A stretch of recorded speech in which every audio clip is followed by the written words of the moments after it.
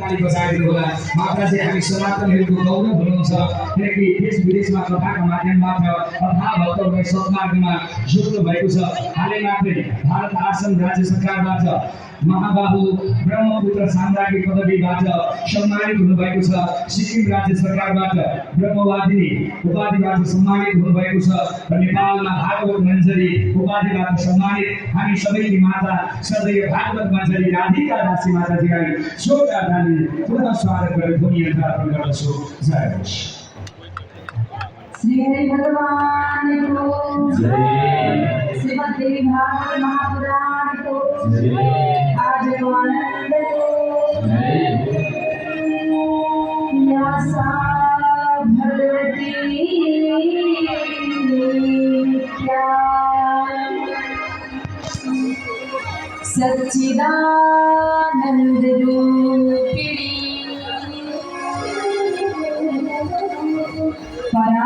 परतरा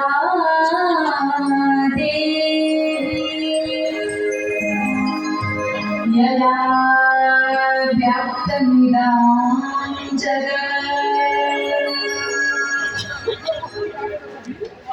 आज भगवती को स्तुति करते हुनुहुन्छ श्री वसुदेव जी महाराज।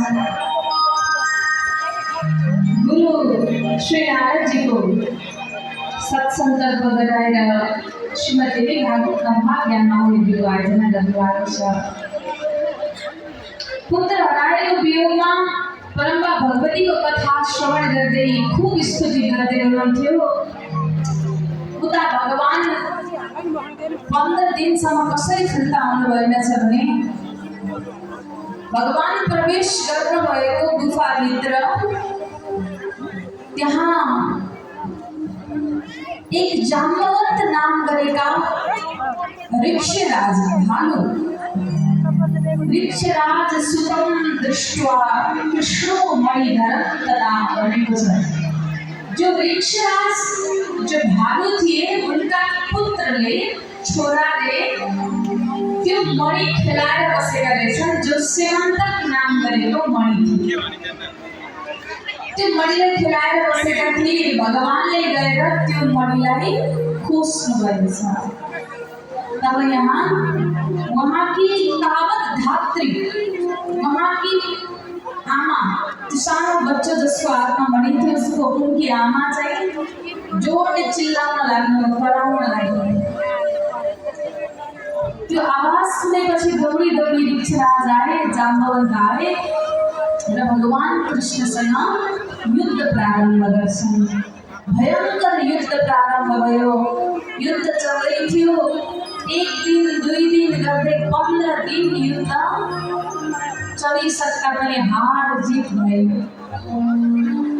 15 दिन पश्चात यता श्रीमद् देवी भागवत ठिक सुरु भयो। 9 दिनको 27 दिनको दिन भगवानले परम्पा भगवतीले यति धेरै कृपा शक्ति दिनुभयो कि भगवानले एक मुष्टिका प्रहार गर्नुभएछ। कसलाई? ऋक्षराज जाम्बवन्तलाई। जाम्बवन्तका दशा टुटे।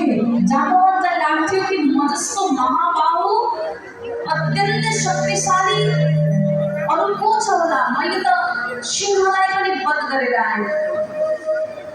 तर पूर्व जन्मको झट्ट याद आयो। ओहो, मैले भगवान रामलाई एकपटक मनमा नै वरदान मागेको थिएँ। जब हामी त्यो समुद्रको तटमा माता जानकीलाई लिन लङ्का प्रस्थान गर्न लागेका थियौँ, भगवान श्री रघुवीर राघव सुत्नु भएको थियो, शुक्ला गर्नुभएको थियो। त्यही बेला यसो हात हेर्दा लामा लामा बाहु भगवानका हातहरू लामा लामा थिए क्या भगवान रामचन्द्र। त्यो लामा लामा बाहु त्यो हात हेरेर ऋक्षराज जाम्बवन्तको मनमा आएछ यसका हात यी भुजाहरूसँग एकपटक मल्ल युद्ध गर्न पाएन।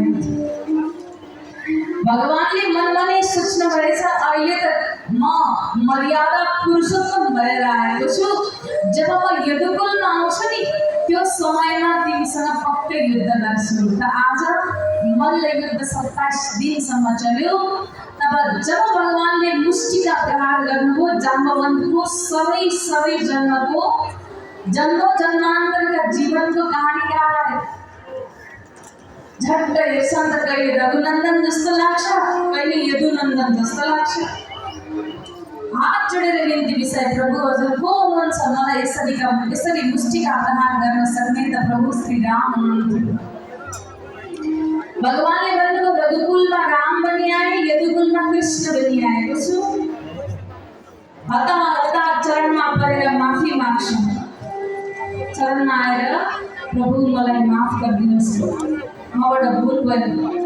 तर ठीक छ, यो मणिको लागि हजुरले जो युद्ध गर्नुभयो नि, यो मणि म हजुरलाई दिन तयार छु, तर मेरो त एउटा शर्त छ प्रभु। त के शर्त छ भन्दा शर्त यो छ कि जसले मेरी छोरीसँग विवाह गर्छ उसलाई मात्रै मणि दिन्छु।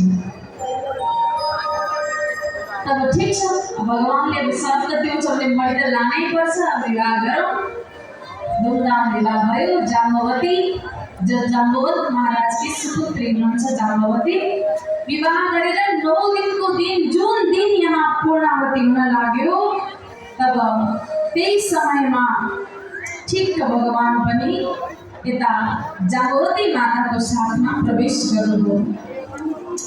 या सा भगवती दुर्गा भक्त दुर्गति हारिणी। सबले जय जयकार गरे। हामी सबै भक्तको दुर्गतिको हरण गर्ने वाली, हामी भित्रको बाधालाई मेटाउने वाली यस्तो कोही शक्ति प्रदायिनी छ भने त्यो परम्बा भगवती जगतजननी आमा नै हुनुहुन्छ। आमालाई जति चिन्ता छोराछोरीको कसलाई हुन्छ र हैन आमा? हो नि? सबैभन्दा बढी चिन्ता आमाहरूलाई हुन्छ कि सन्तानको। त्यही भएर परम्बा भगवती आमा पनि आफ्ना सन्तानको नि दुःख हेर्नै सक्नुहुन्न। हेर्नुहोस् यहाँ नि परीक्षामा पास हुनलाई नि किताब पढ्नु पर्दो रहेछ, तर जिन्दगीबाट पास हुनलाई कहिले दुःख पढ्नु पर्छ, कहिले सुख पढ्नु पर्छ, कहिले आँसु पढ्नु पर्छ, कहिले हाँसो पढ्नु पर्छ, कहिले समस्या पढ्नु पर्छ, कहिले उठेर हिँड्नु पनि पर्छ, कहिले लड्नु पनि पर्दो रहेछ। हजुर जिन्दगी बुझ्नलाई नि अनुभवले बताउँदो रहेछ। अनि त्यो बुझ्दा बुझ्दै मृत्युको दिन पनि आइहाल्दो रहेछ। कति सिक्ने अन्तिम क्षणसम्म पनि जीवनमा सिकाइनै हुँदो रहेछ। त्यही भएर म सबैलाई बिन्ती गर्छु हजुर, संसारमा सबैभन्दा ठुलो श्रृङ्गार के हो थाहा छ? संसारको सबैभन्दा ठुलो श्रृङ्गार हो हजुरको मुखबाट निस्केको वाणी। अनुहार कस्तो छ मान्छेले बिस्तारै बिर्सिन्छ, तर हजुरले बोलेको वाणी र हजुरले गरेको व्यवहार जीवनभर बिर्सिँदैन हजुर। किनकि यो जिब्रो हेर्दा त यस्तो सफ्ट छ, नरम छ नि, जिब्रो हेर्न त कति नरम छ, तर यसबाट निस्केको वाणी त्यो धारिलो छुरासँग हुन सक्छ जसले जीवनभर घाउ लगाइदिन सक्छ, निको नहुने घाउ बनाइदिन सक्छ। अनि यही वाणी हजुर यसले मिठो बोल्यो भने त्यो घाउमा फेरि मलम लगाइदिन पनि सक्छ, हो कि होइन? राधे राधे भन्दैन। यो वाणी श्रृङ्गार हो कि हजुर।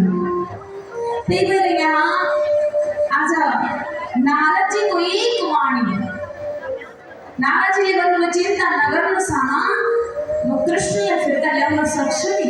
हामीले आमा हुनुहुन्छ नि जगदम्बा भगवती, 9 दिनको नवाह गरौँ न, सब ठिक हुन्छ भन्नुभयो। तब भगवान श्री कृष्ण पनि आउनुभयो, श्रीमन्त मणि लगेर सत्राजितलाई लगेर दिनुभयो। सत्राजितलाई लाज भयो। हेर्नुहोस् है, व्यवहारले यस्तो हुन्छ।